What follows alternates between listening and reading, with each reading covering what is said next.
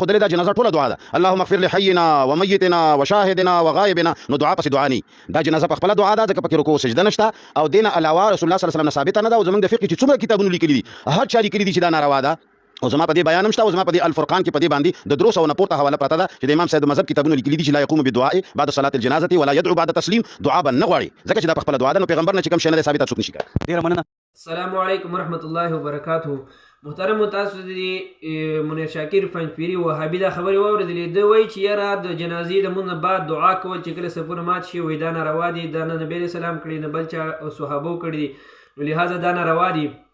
نو زه دله پیغام نه ورکوم. دله پیغام ځکه نه ورکوم چې دی خو نه قرآن مني نه حدیث مني نه د فقهاو چې دی کې د هغوی اقوال مني، نو زه به دله څه جواب ورکم. خو دومره دی چې صرف خپلو عوامو ناظرینو له دوی له دا یو پیغام ورکوم چې د جنازې نه مونږ بعد دعا کول دی یو جایز عمل دی، مستحب عمل دی. حضور علیه الصلاة والسلام هم کړی دی، صحابه کرام رضی الله تعالی عنهم اجمعین هغوی هم کړی دی، او په نن سبا زمانه کې د اهل سنت والجماعت چې دی د هغوی خاصه ده چې دوی کوي. اول نمبر دلیل زمونږ سره څه دی؟ دلیل زمونږ سره په دې باندې دی چې مونږ وایو د جنازې نه مونږ بعد دعا کول جایز دي. سنن ابن ماجه شریف کې حدیث مبارک موجود دی صفحه نمبر 107 باندې، او د حدیث راوی حضرت ابو هریره رضی الله تعالی عنہ دی. قال دې فرمای سمعت رسول الله صلی الله علیه وسلم یقول اذا صلیتم علی المیت فاخلصوا له الدعاء. ابو هریره سے فرمای وی نبی علیہ السلام نے واوریدل چې کله تاسو په مړي باندې مونږ د جنازې وکړئ نو بیا ول تاسو په اخلاص سره دعا وغواړئ. لکه نبی علیہ السلام مبارک فرمای تاسو ول په اخلاص سره دعا وغواړئ. او دا یاران وی د جنازې نه مونږ دعا کول دا حضور علیہ السلام نه ثابت. نو بس د دې وجه نه ما وایي چې ارزو دی له جواب نه ورکوم. ها کچری کې څوک وایي چې د دین مراد په موږ کې چې کوم دنه دعا کیږي لمغ فی الحین و میتنا دغه دعا ته مراد ده. نو دا دعا دغه معنی چې څوک اخلي نو دا د اصول او د قواعد خلاف ده. دغه معنی د اصول او د قواعد خلاف د سره صحیح کیږي نه. ولی د اصول او د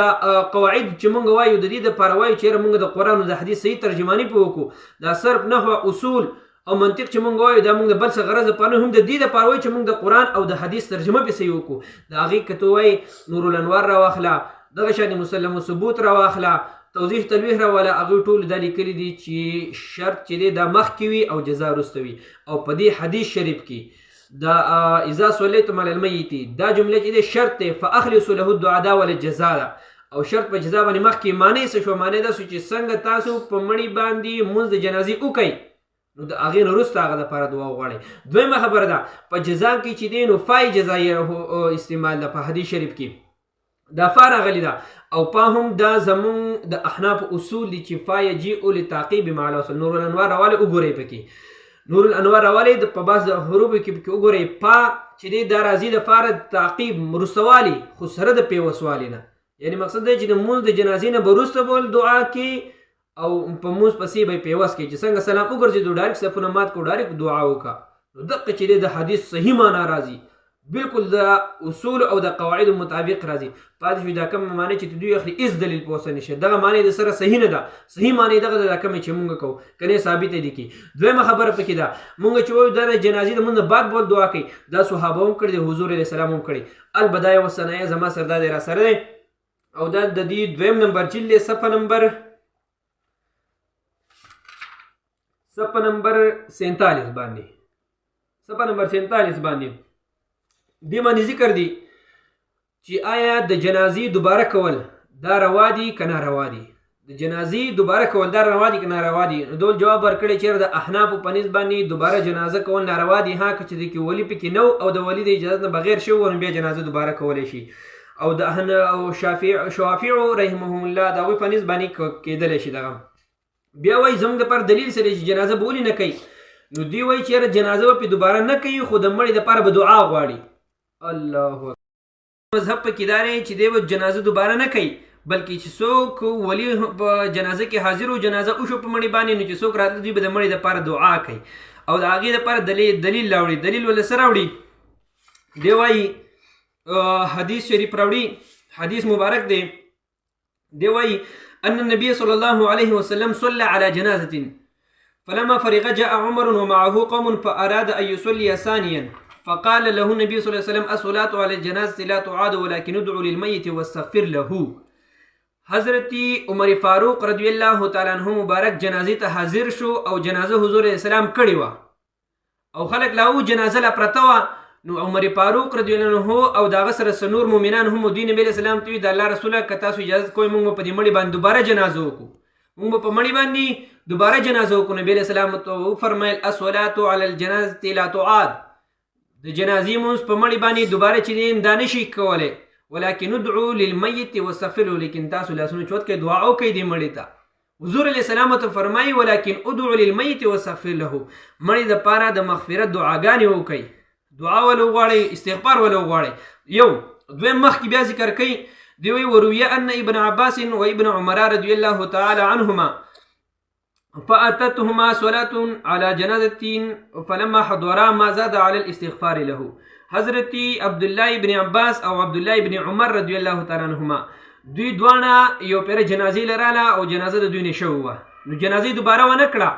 بلکې د جنازې نه بعد دعا وکړله ما زاد علی الاستغفار له صرف د بخښنې غوښتلو دپاره د هغه نه چې نور څه زیاتې ګڼې ونه کړه ها مقصد یې ثابته دا شو چې یاره د جنازې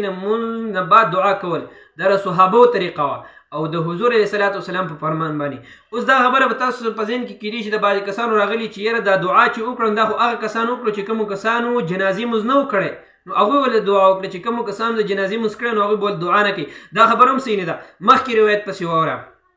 دی وی حضرت عبدالله بن سلام رضی الله تعالی عنه د حضور علیه الصلاة والسلام مبارک ته انه فاتته الصلاة على جنازة عمر رضی الله تعالی عنه فلما حضر قال ان سبقتموني بالصلاة عليه فلا تسبقوني بالدعاء له عبدالله بن سلام صاحب د دنه د عمر فاروق رضی الله تعالی عنه مبارک جنازه پوت شوله چې دې څنګه راغی نو جنازه د دنه اوشو سلام ته وګرځېدلو نو دی مبارک د هغه ځای نه اواز وکړو د لرې ځای نه ان سبقتموني بالصلاة عليه فلا تسبقوني له بالدعاء وایي که چېرې تاسو زما نه دا جنازه مخکې وکړله خو دوا به رانه مخکې نه کوئ چې زه درشم نو چې ټولو ته په جمع باندې دعا وکړو نو دې نه دا ثابته شوله چې دعا ورته هم صحابو په جمع باندې کوله دویمه چې دا ثابته شو چې هم د مونځ د جنازې نه بعد به یې دعا کوله دا کم یاران چې وایي دا ناجایز دی نو صحابو ته چې یو سړی بدعتي وایي حضور علیه الصلاة والسلام مبارک ته هم نعوذ بالله د بدعاتو نسبت کوي په دې سړي کې ایمان پاتې کېدلی شي نشي پکې پاتې کېدلی الان کې د دې خلکو په دې کې هغه کم ګندونه چې پراته دي جنازې نه بعد دعا کول او اسقاط او وغیره دا جایز دي که ناجایز دي دا خو دوی د خپل ګن پټول لپاره نور چې دی یقین وکړه که دوی خپل ایمان هم ثابت کړي د اهل حقو د وړاندې دومره په دوی کې هغه ګندونه پراته دي دوی چې په موږ باندې د بدعاتو او د شرک دا ټافې لګي دا دوی ځکه لګي چې دوی خپل ګندګي زموږ نه پټه یاره د خلکو نه عوامو نه خپله ګندګي پټ کړي خپلې پلیت عقیدنداره دوی عقیده نه چې یو عمل جایز عمل دی په نزد احنافو باندې او دا بل غوایه پکې وایي چې یاره دا نبی د احنافو په یو کتاب کې نشته دا صفا درو وایي که نه اودي ښایي چې یاره دا د احنافو دا عقیده ده چې د جنازې د مونځ نه بعد دعا ماته دا خو د احنافو ښه معتبر کتاب دی دې کې وایي چې د مونځ نه بعد به ورته دعا کوي او د هغې نه بعد چې دویمه پیره باندې به جنازه نه کوي دی به ماته دغه وښیي بس مونږ به یې ورسره ومنو که چېرې کې وښویله خو د قیامت سبا به راشي د قیامت سبا او دا ټول وهابیان خارجیان چې دی به یو دلیل چې دی نیم دلیل دا به هم د جنازې نه د بعد دعا کولو باندې د په منه باندې چې کې پیش نه کړي او په مونږ باندې صرف حق در رسولو مونږ تاسو حق در ورسوو که د چا خوښه یې ویې منئ که د چا نه یې خوښه خپله مو خوښه واخر دعوانا الحمد لله رب العالمین